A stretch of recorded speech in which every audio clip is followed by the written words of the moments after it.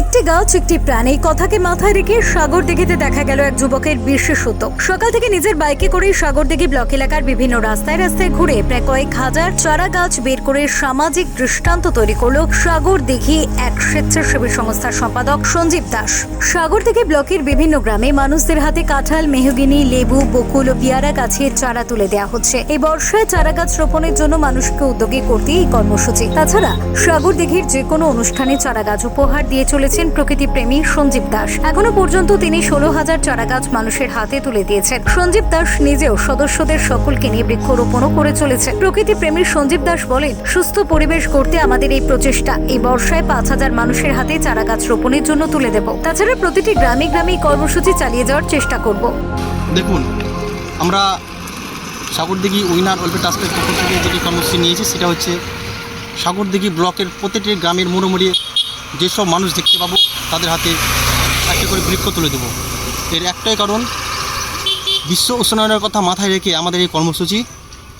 আমরা যেসব ব্যক্তিদের এই চারা গাছ উপহার দিচ্ছি সকলের কাছে আমার বিশেষ অনুরোধ, তারা যেমন বাড়ি নিয়ে গিয়ে সেইগুলোকে লাগায় এবং সযত্নে বড় করে, তবেই আমরা সুস্থ সমাজ গড়ে তুলতে পারব।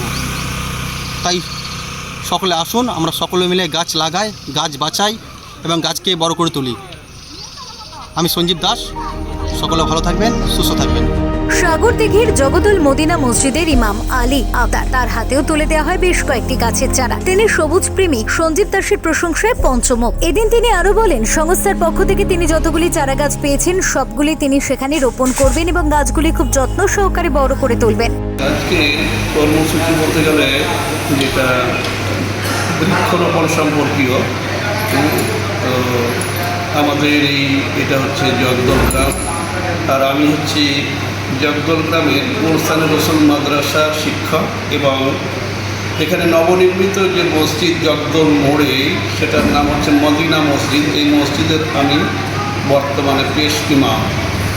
তো আমি যতটুকু সঞ্জীবকে চিনি, আমাকে খুব ভালো মনে হয়, খুব ভালো ছেলে, অল্প বয়স যদিও তার আচার আচরণ শিষ্টাচার আমাকে প্রকৃতভাবে মুগ্ধ করে। যখন যেটা বলেছি সে মেনে চলার চেষ্টা করে। তো আমি খুব বেশি না হলেও কিছুটা বৃক্ষপ্রেমী বলতে পারেন।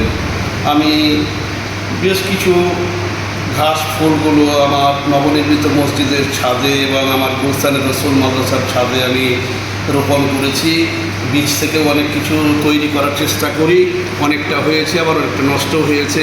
সেখানে আমি কলার বীজ থেকে কলা গাছ তৈরি করে সেগুলো এখন অনেকটা বড় হয়েছে। 2-3টি গাছ মরেও গেল, কেন গেল এখন তার জন্য আমাকে এগ্রিকালচার অফিসের সঙ্গে যোগাযোগটা রাখতে হবে। Bureau report, TV7 Bangla.